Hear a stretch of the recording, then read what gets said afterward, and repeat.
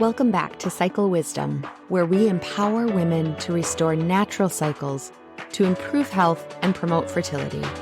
I'm your host, Dr. Monica Minger, and I am so glad you're listening today. On today's episode, we'll be talking about what a normal menstrual cycle is, how we define that by numbers or characterizations, and just a few of the things that can make your cycle become abnormal. I would start off by reminding you that sometimes we talk about your menstrual cycle as the fifth vital sign that can give you a good picture as to your overall health, as well as having very sensitive biomarkers of your hormone status on a day-to-day basis. I would encourage you to consider looking at your menstrual cycle as another sign that can kind of tell you, hey, what's going on with my body? Is something irregular, or do things look pretty normal? There's so much information out there now where people can view what appears to be a normal cycle. They see that they don't match up to the specific criteria provided, and they start to get worried about why they don't have that perfect textbook cycle in number of days or certain length of part of their cycle. So really, I just want to talk a little bit more today about what's normal, what's abnormal, and when do we need to evaluate further. So, as always, I'd like to start off with a patient story. So we're going to talk about a young patient of mine named Jill, and she came to me because she was really concerned that her period wasn't happening on the same day every month. Her mother had told her that if her cycle starts on the 1st of this month, then she should start again on the 1st of next month. And Jill was really concerned because sometimes her cycle started on the 1st, but sometimes it was a few days later or a few days earlier than that. But over time, it kept getting pushed back further and further. And over the course of a year, it was never on the same day, sometimes not even close. Jill was really concerned about what that meant from a standpoint of being able to track her cycles. As a young teenager, she was not currently trying to get pregnant, but she did want to have a better understanding of when her period was going to come so that she could be prepared as she was going through her day as a high school student. She wanted to be able to predict when her period was coming, so she had her supplies with her and everything was good to go. So, in Jill's case, we started off, as we always do, with having her chart her cycles. We recommended a method that would allow her to track not only when she was having her period, but more importantly, when she was ovulating. And I'll explain a little bit more why that's so important later on. But what we were able to identify through her charting was really that her cycles were pretty normal. Charting helped her to gain confidence that what she was experiencing was within normal limits. But it also gave her an idea of when her cycle was going to happen more predictably, which gave her the tools she needed to be able to have independence in charting her cycles.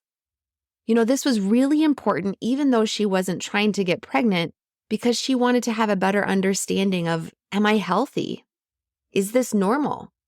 Because Jill eventually wanted to be able to have babies, but she also knew that she wanted to be able to treat any problems that were there prior to that point in time. So let's start off with a few basic things about menstrual cycles. What's normal, what's not?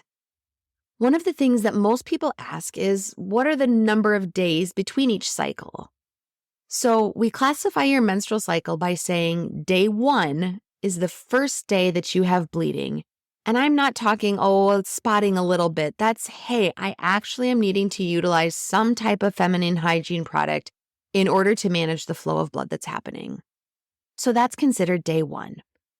And then what we do is that we count each subsequent day forward until you have your next menstrual cycle.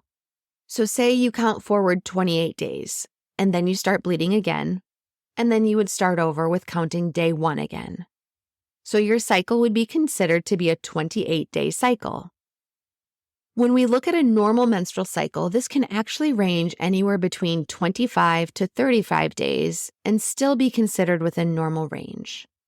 Now, this can change from month to month for each woman, depending upon what else was going on with her cycle, depending upon when she ovulated, what her stress level was like, what her calorie intake and exercise level were like. There are so many factors that can change this from month to month. But overall, it's important to know that it can be normal, even within that much of a range, to have a cycle every 25 to 35 days and still be considered okay. The other piece that we look at is how many days are you actually bleeding?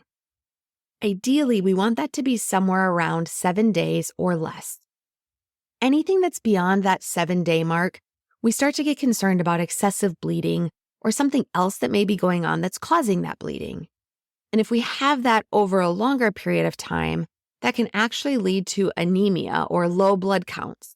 And obviously, low blood counts can be a bad thing for a number of reasons, but really being able to correct the number of days of excessive bleeding is really important. The other thing that we evaluate with people who are tracking their cycle, and part of the reason that I always recommend that we're tracking when you ovulate, is because knowing your day of ovulation is actually a much better predictor as to when your next menstrual cycle is going to begin. On average, we say that most women will start their period about 12 days after they have ovulated. This is typically consistent within plus or minus 3 days to be considered normal. So, for example, you could have anywhere from 9 to 15 days from the time that you've ovulated until you start the first day of your next menstrual cycle, and that could be considered normal. However, one extra piece that becomes really interesting is that we watch as a woman tracks her cycle over time. What we find is that each woman typically has about the same number of days from when she's ovulated until she has that next menstrual cycle, and we call that your luteal phase. So within your luteal phase, typically your cycle is going to start within 1 day of whatever your baseline is every single month. So for example, when Jill was tracking her cycles, we found that after she was tracking her ovulation time, her luteal phase was approximately 11 days. And as we tracked that over the course of a few months, we realized that she fell within either 10, 11, or 12 days of her luteal phase, and that was completely consistent across the board. And so that's why I mentioned it's important to know when that ovulation time is, because that way, once she ovulated, Jill could count forward, and she said, okay, between 10 to 12 days from now, that's when I'm going to have my period. And that's when she was really able to plan for when her cycle was going to begin and give her that fertility awareness that she needed. You know, I can't overstate the extreme importance of this. And really just sometimes it's that aha moment that people need to understand that even if it's not perfect, they can actually predict their cycles when they understand their luteal phase. Your period is not just some random time that happens whenever it wants.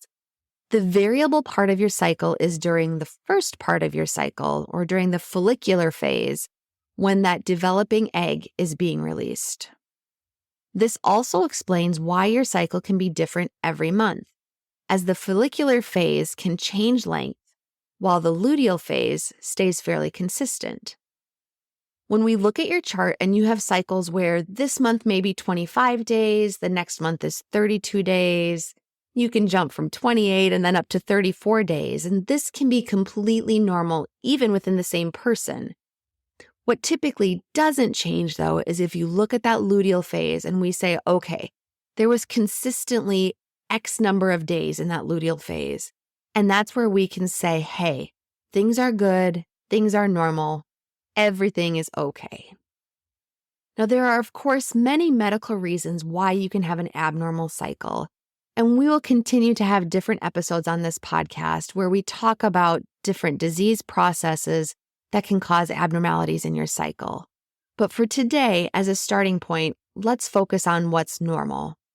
And that's the first step, to understand what is normal so that I can know if there is truly anything abnormal that requires additional evaluation. My encouragement for you today would be to seek out the care of a trained fertility educator. Now, we have multiple instructors that work with us at Radiant Clinic that are certified to teach Creighton model or FEM. Both of those models are great to learn, and they are both methods that once you learn them, you can carry them with you for the rest of your menstrual cycle days, regardless of what your intention is regarding pregnancy. So even if you're like Jill and you're not trying to get pregnant right now, or especially if you are trying to get pregnant, having somebody who can walk with you and understand that charting can be really crucial as far as understanding what needs to happen next. Is your menstrual cycle normal or not? And if it's not, what needs to happen next? These trained fertility educators are able to work with you to help you determine at what point, if any, do I need to go and seek help from a medical professional in order to figure out why things may be abnormal with your cycles. I would love to help get you scheduled with an instructor for fertility awareness charting to be able to track your cycles and ovulation to have a better understanding of what's going on and really help you to feel more confident in knowing, are my cycles normal or are they not? Go to our website, radiantclinic.com, to learn how our care model for natural women's healthcare could benefit you. You can also request an appointment with a fertility educator to learn one of our recommended models. From our website, you may also schedule an in-person appointment to see me in the Cedar Rapids area or arrange for a telehealth visit if you live in the state of Iowa. Thank you so much for listening to this episode. Please share this podcast with someone in your life who would benefit from our services. Remember to subscribe to this podcast for more empowering content.